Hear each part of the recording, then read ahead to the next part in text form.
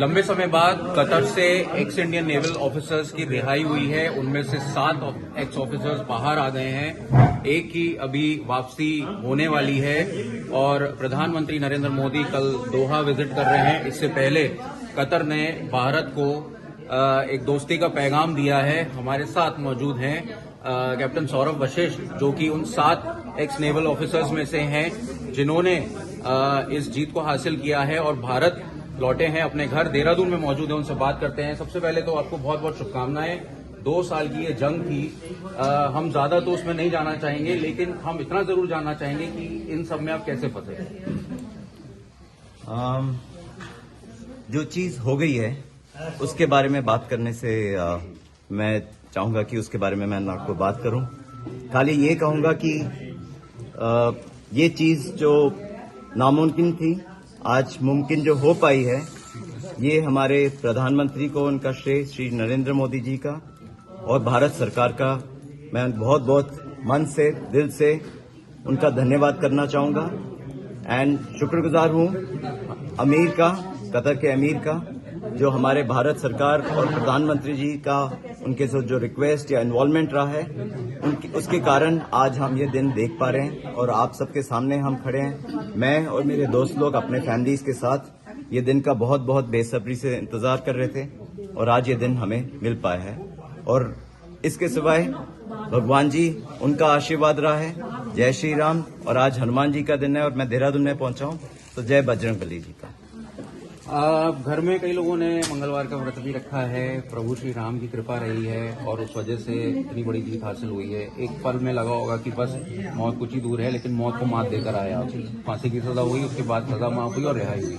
तो कैसे देख रहे हैं इसको? एक पल को लगा होगा कि बस अब निपट गया। जो समय थे, कोई मैं ये नहीं बोलना चाहूंगा कि वो कठिन नहीं थे, बट विश्वास था हमारे पे, भारत सरकार में विश्वास था। इंडियन गवर्नमेंट ने हमें हमेशा तसल्ली दी थी और जैसे मेरे पिताजी हमेशा कहते थे, भगवान जी में विश्वास रखिए। आपका हमेशा रहा है फेथ जय श्री हनुमान जी, शिरडी साईं बाबा जी, जय श्री राम जी में।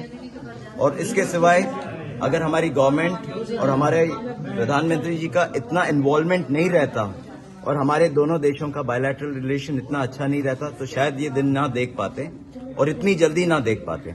तो इसलिए मैं कहूंगा कि गवर्नमेंट का इन्वॉल्वमेंट, प्रधानमंत्री जी का इन्वॉल्वमेंट और कतर के अमीर का, जिनका हमारी रिक्वेस्ट पे आज हम सारे 7 लोगों को रिहाई मिली है, आज मतलब अपने अपने घरों में पहुंचे हुए, तो इस सब का श्रेय इन सब लोगों को देना चाहूंगा। कल प्रधानमंत्री मोदी दोहा पहुंच रहे हैं, आज उनका अबू धाबी में कार्यक्रम था, कतर पहुंच रहे हैं। एक बड़ी उपलब्धि, और कतर ने जिस तरह से भारत को दोस्ती का पैगाम दिया है, उनका जिस तरह से इसमें पूरा प्रयास रहा प्रधानमंत्री मोदी का, और देश की ताकत को भी दिखाता है कि देश ने किस तरह से ताकत दर्ज की है अपनी, और उसकी वजह से आज आप आजाद आसमान में हैं। तो इसको कैसे देखते हैं? देश की ताकत कितनी बड़ी है?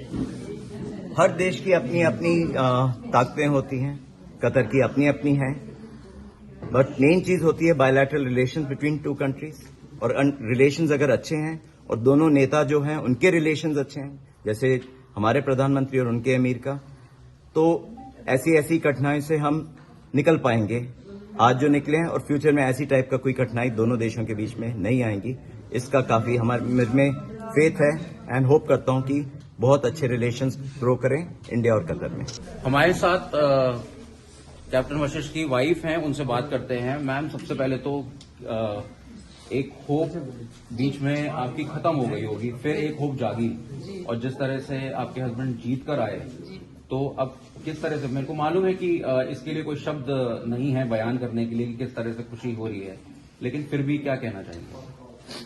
मैं इतना कहना चाहूंगी कि मोदी जी ने हमेशा बोला है कि नो इंडियन लेफ्ट बिहाइंड। सो उन्होंने जो प्रॉमिस किया है, he has shown that they have done that.